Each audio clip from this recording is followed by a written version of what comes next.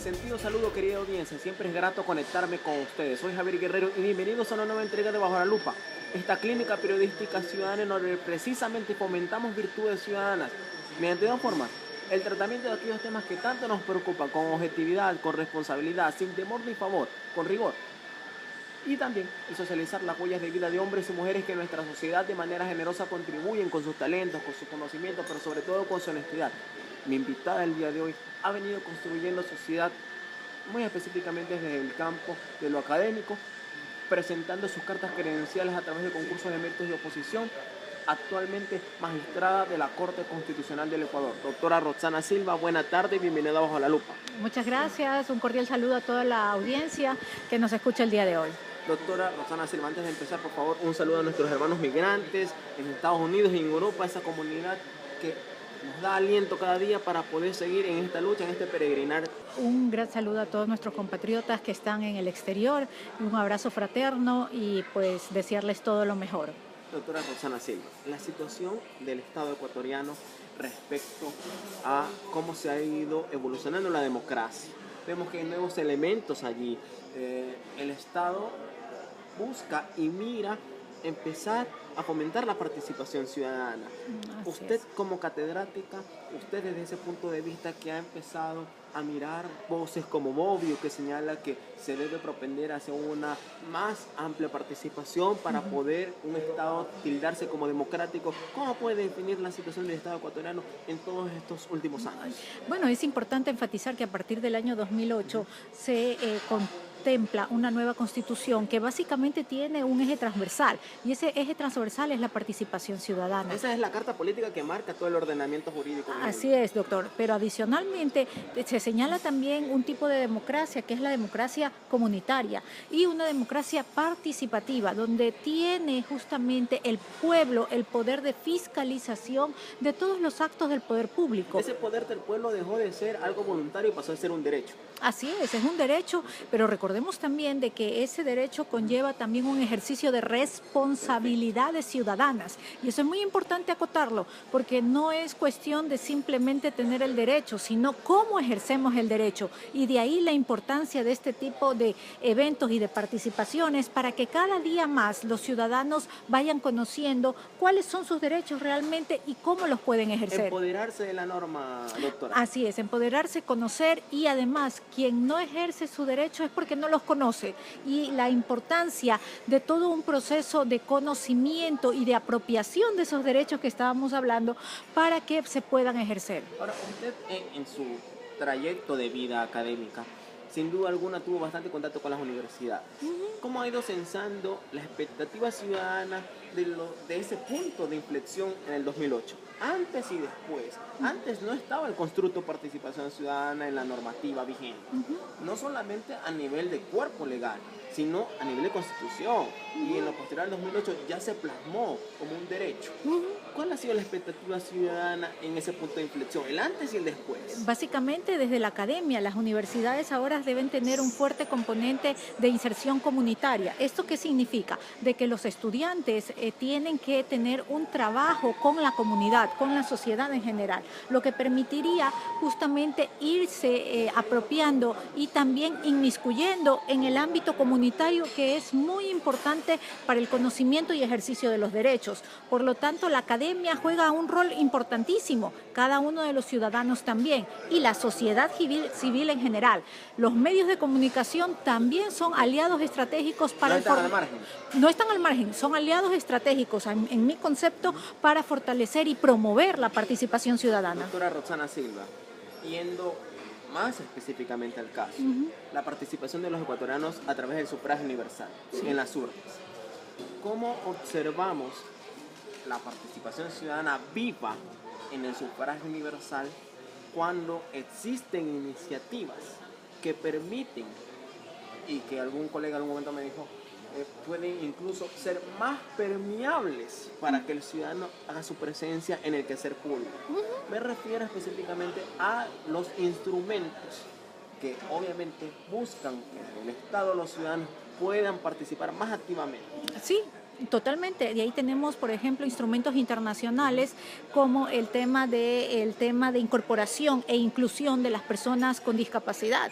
Y ahí es importante recordar que en el año 2013 llevé adelante una iniciativa que se denominó aquí en el Ecuador Voto en Casa. Antes de que vaya por allí, doctora, por favor, no se me Sí. adelante, le pido solamente su criterio, que es bastante valedero. En algún momento algún colega manifestó que el voto de una persona no influye en una sociedad y todo ello se contrapone a las iniciativas que usted manifiesta, como por ejemplo el voto en casa. Desde la academia es importante, doctora, tan importante es el voto de aquella persona que el voto de usted, mío o de quienes nos ven. Sí, el voto es muy importante. Recordemos que Ecuador tiene un voto facultativo para los menores o las personas que todavía no han cumplido los 18 años de edad, es decir, los adolescentes entre 16 años hasta antes de los 18. Recordemos también de que existe un voto para las personas con discapacidad, los adultos mayores, entre otros. Y de ahí la importancia de cómo estos grupos o sectores sociales tradicionalmente discriminados tienen presencia. Y por lo tanto, lo que usted dice es totalmente válido. ¿Cómo se hace valer y ejercer el derecho de participación política a votar, doctor? Doctora Rosana Silva, en ese momento cuando usted en su gestión impulsó una iniciativa como el voto en casa, ¿cuáles fueron esas concepciones que le llevaron a usted a impulsar esa iniciativa? ¿Qué es lo que en ese momento se planteó desde el Consejo Nacional Electoral? Usted estuvo anteriormente en su calidad de consejera, empezó como un proyecto piloto y en lo posterior ya se ve cristalizado a nivel nacional.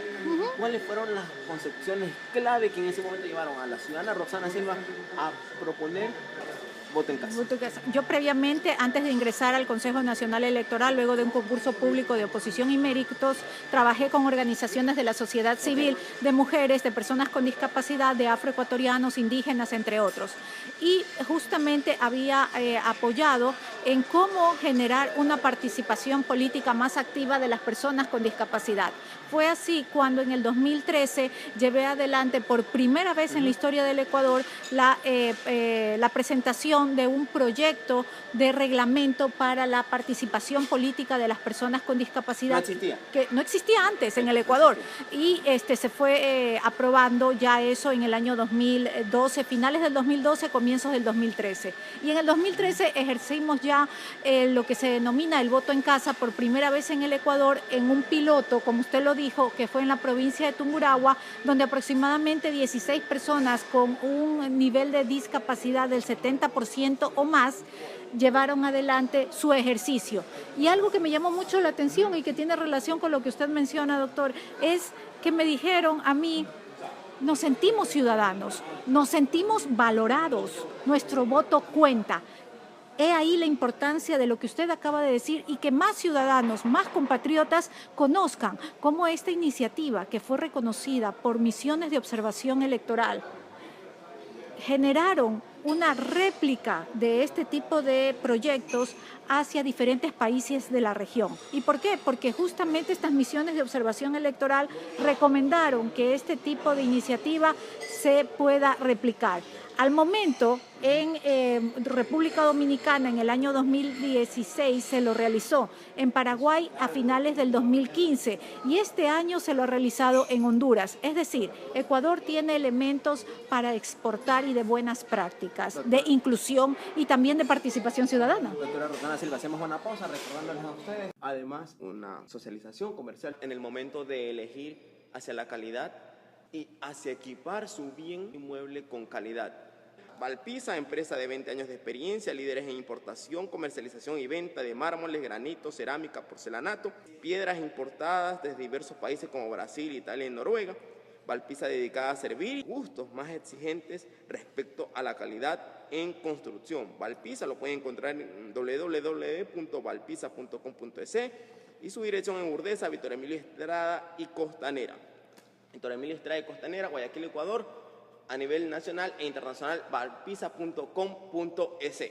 Retornando a la entrevista, doctora Silva, me deja algunos elementos para poder tratar en lo que va de la entrevista. Uno de ellos, sin duda alguna, es la satisfacción que la autoridad nacional elegida por concurso de oposición y méritos recibe. En su caso, fue totalmente sentida cuando usted observa que su proyecto propuesto desde su gestión se materializa y que quienes son beneficiarios de ese proyecto, que sí quiere decirse política pública, les dicen, ¿sabe qué? Nos sentimos ciudadanos, nos Así sentimos es. que influimos en el quehacer de lo público. ¿Fue la mayor de las satisfacciones para Roxana Silva como consejera del CNE? Así es, fue el hecho de poder cristalizar un sueño. ¿Por qué? Porque ese sueño conllevó a que otros ciudadanos y ciudadanas puedan sentirse incluidos en el ámbito democrático de nuestro país. Y no solamente fue esa iniciativa, doctor, hubieron muchas otras que fueron lideradas por esta servidora. Y fue el voto transparente. Por primera vez en la historia del país pusimos todas las hojas de vida, todos los planes de trabajo de los candidatos en el año 2013 y 2014. Antes no existía. Y también llevamos adelante reformas a los reglamentos de participación y reglamentos que tienen que ver con la inscripción de las directivas de las organizaciones políticas, siempre pensando en incorporar a los ciudadanos y ciudadanas tradicionalmente excluidos de nuestra sociedad. Para el CNE, en lo posterior, ¿qué le significó que los veedores internacionales plasmen no solamente a través de un documento que se llama informe, que en lo posterior se hace público, sino también que se lo manifiesta a través de ruedas de prensa, que aquellas iniciativas como la que usted impulsó desde su gestión, sin duda alguna fue una propuesta innovadora y que actualmente no solamente se lo aplica a nivel nacional, sino que es motivo de ejemplo y de emulación a nivel regional? Para el Consejo Nacional Electoral, ¿qué equivalió esa muestra de que había más trabajo por hacer en pro de fortalecer la participación ciudadana? Valió justamente que luego de la experiencia piloto en el 2013, en el 2014 se realizó este tipo de iniciativa en 12 provincias del país. Y recordemos que en los posteriores procesos electorales, y justamente el último que pasó, se lo realizó en todas las provincias del país. ¿Qué más ejemplo de ello? De ahí la importancia de cómo llegar a la ciudadanía y hacerlos sentir y que se sientan y que ejerzan sus derechos. Recuerdo tanto que en el informe señalaba una de las reuniones internacionales que aquella iniciativa garantizó la inclusión de los ciudadanos para el momento de ejercer su derecho al voto.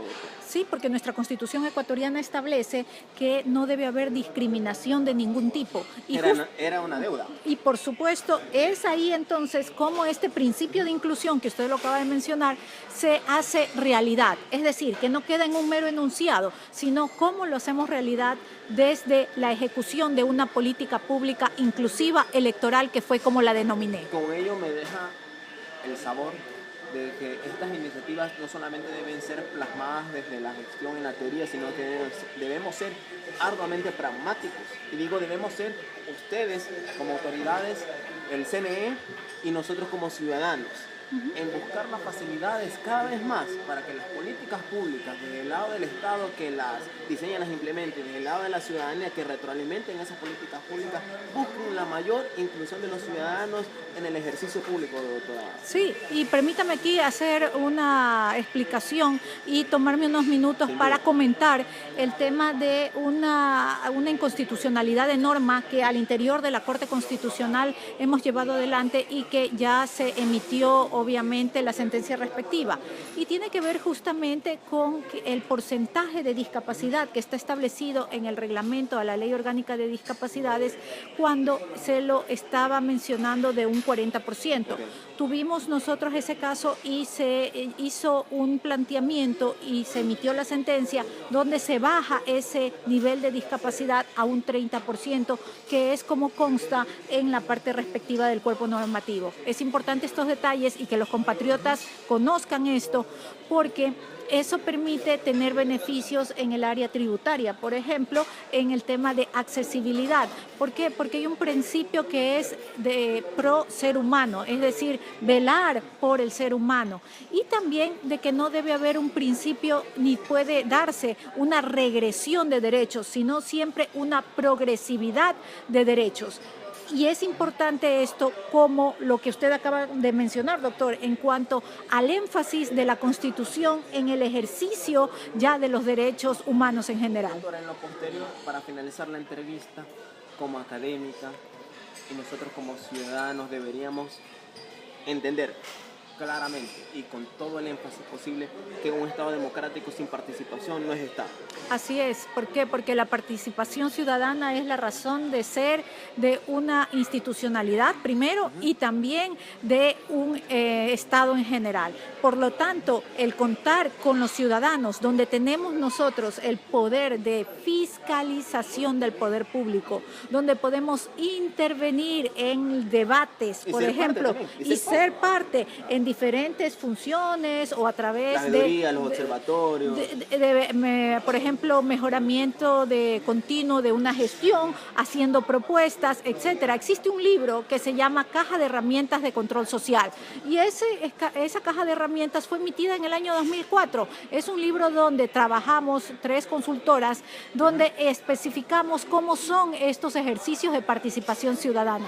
Tómese en cuenta, 2004, cuando en mayo de ese año se aplicó recién la Ley de Transparencia y Acceso a la Información Pública, la LOTAIP, y luego en el 2008 se emitió la Constitución, donde recoge mucho el tema de la incorporación de la ciudadanía en el ámbito público. Y como tarea a los ciudadanos, doctora, recomendaría que deberíamos caminar hacia la mayor inclusión posible. La mayor inclusión, la mayor participación, con el propósito de ejercer derechos, pero también ser responsables de nuestros actos. Un despropósito el ejercer derechos sin mirar las obligaciones.